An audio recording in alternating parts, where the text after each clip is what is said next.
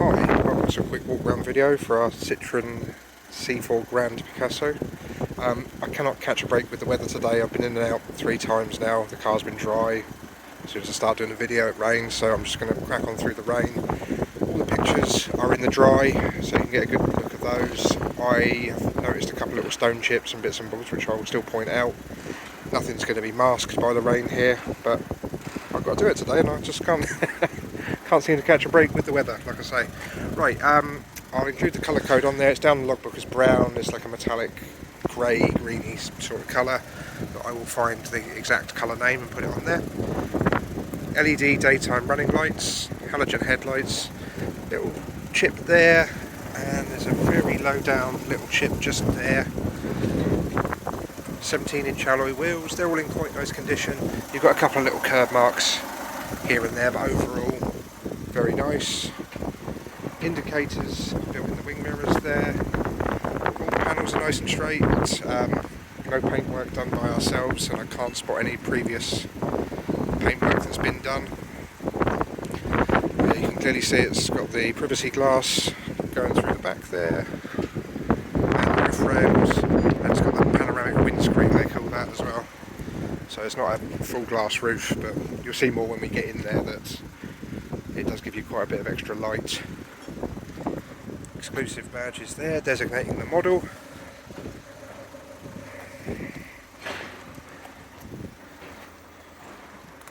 Rear parking sensors there.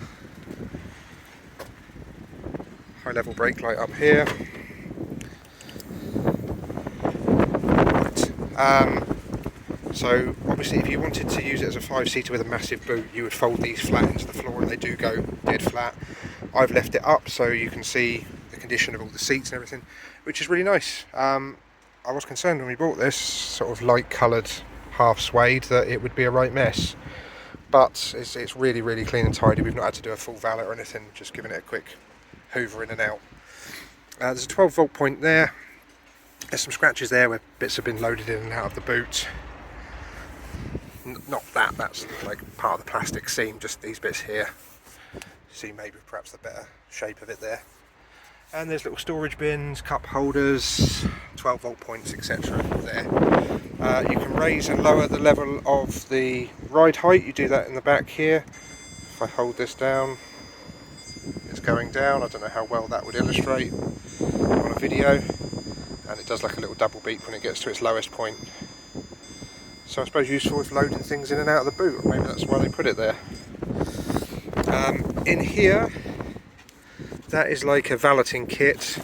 That is an extra luggage net, original one from Citroen that's not been out of the packet. Some lights if you want to go and drive on the continent, and a warning triangle. And over here is the tyre inflation kit, which did make me laugh because they spelled tyre wrong. Tyre's obviously the Y, like the tyre shop over there. But you've got one job there, and yeah, there you are. Anyway, I'm still sure it functions as a tyre inflation kit. Right, rain's starting to pick up now, so I'm going to zip round this other side.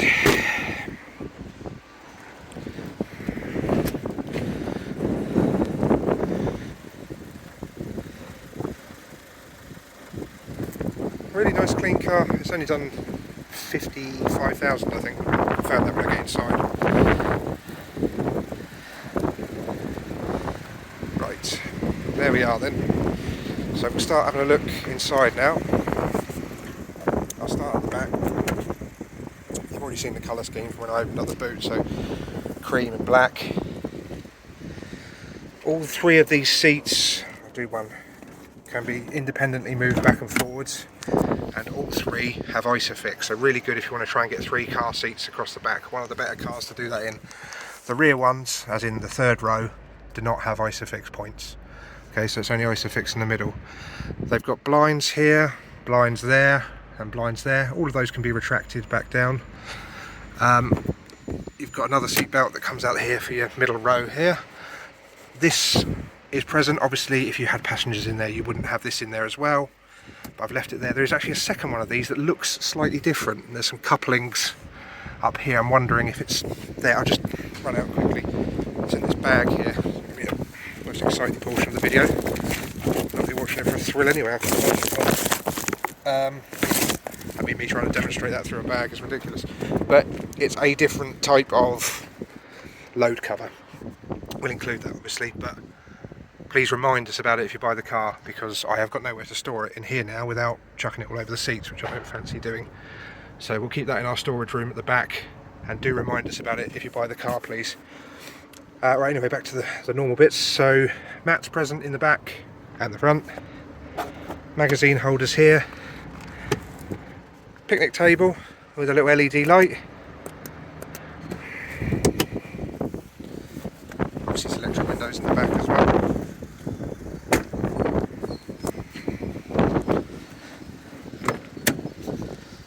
Other side, obviously much the same. I'll just demo these. Look, that's how the blinds work. They all retract back in, same with the one in the boot lid. I'll leave them up just so it demonstrates the bits that the car's got, if we've got it on site here. Seats all good, nice and clean. Loads of leg room. And you've got lighting and whatnot up there. Roof lining's all clean as well. Into the front, blazing sunshine now. Absolutely bizarre day. Electric windows in the front, of course. Mats in the front have branded bits and bobs on. Airbags in the side of the seats. Nice big chunky front seats with these like captain style armrests. Digital climate control display over for the passenger side. It's got this dual zone obviously. Airbag in there. There's one of your glove boxes, it's got some AV inputs over the back there. And there's another one up there. So loads of storage.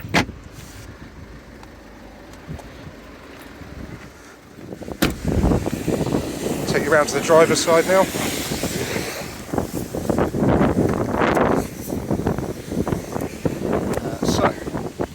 Electric windows, as previously shown. You can lock the windows and doors with that one there for rear passengers if they're misbehaving.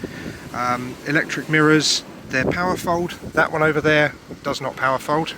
This one does, so I'll just demo that. So that folds up like it should. That one over there is not. So we're something on a second-hand car, isn't there? Handbook pack there. Branded mats again in the front, these Citroen kick plates. The suede's gone a bit smooth on that bolster there, the one where you get in. So the rest of the seat's lovely. That's just starting to show a bit of wear, I would say. But overall, for that light coloured interior, I think it's quite superb. Your heating controls are all over on this right hand side of the panel. Like I said, dual zone climate control. You've got your petrol cap, turning your parking sensor beepers off and adjusting your headlamp vanes there. I'm going to get inside now. Hopefully you can hear me a bit better without the wind. So driver's side gets one of those glove boxes on top of the dash as well. It's a sort of old American style column shift for the gearbox. It's got flappy paddles, as you can see there.